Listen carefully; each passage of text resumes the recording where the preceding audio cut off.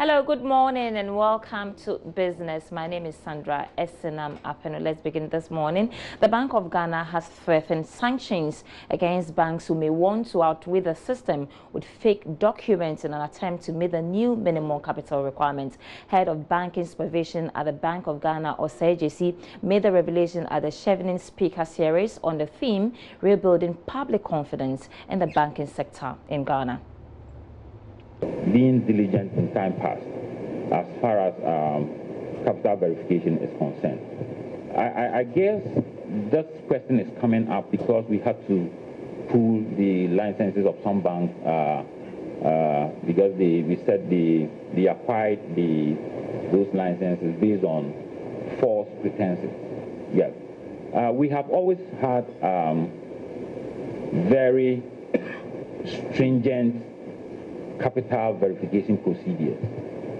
And the objective of these procedures is to ensure that we verify the source of the capital, where the capital is coming from, whether it is genuine money. That is one. And we also would want to verify the availability of the capital, whether it is available, and also the person behind who is bringing that capital. And we have various procedures that we go through. And once you do a capital verification and you come back, you have to write a report, and the report will be reviewed to ensure that we've gone through all the processes. I did indicate that in time past, we had a few challenges with regards to licensing of banks. But this time around, even this additional capital that we are calling for, what we are doing is that we want to ensure that the capital does not come only to find its way out later. So we are going strictly by the procedures we have put in place. We have taken a second look at those procedures. We have enhanced the procedures. They've gone to management, and management has taken a look at those procedures.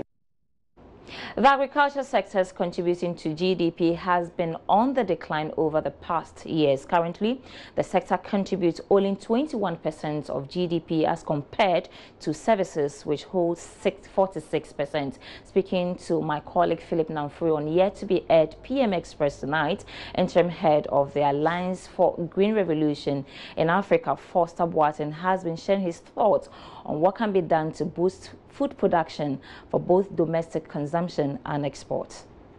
Share of GDP may be declining, but what is the growth in terms of production? Okay. Are we producing enough to feed the industry?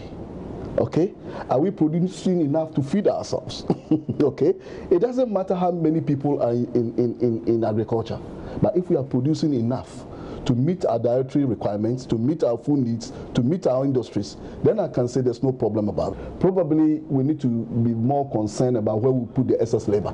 Okay. Because we haven't developed our industrial sector very well. Mm-hmm. Okay, and we have excess labor in the rural areas. Where do we put them?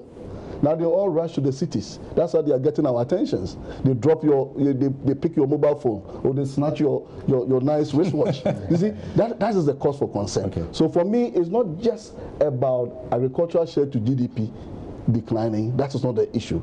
But as to where are we putting the excess labor? So the full episode of this interview will be airing tonight with Philip Namfuri on PM Express. Two other stories now before I go. The Trades Union Congress, TUC, says it is hopeful of finalizing negotiations on several packages for start of the 5D Funds Bank. The Congress has been in talks with accounting and audit firm KPMG after it was appointed by government to manage the 5 banks. Joshua Ansah is the Director General, Secretary of the Trades Union Congress, but we'll be bringing you details of that story in our subsequent bulletins. Thanks so much for watching. My name is Sandra Esinam Apeno.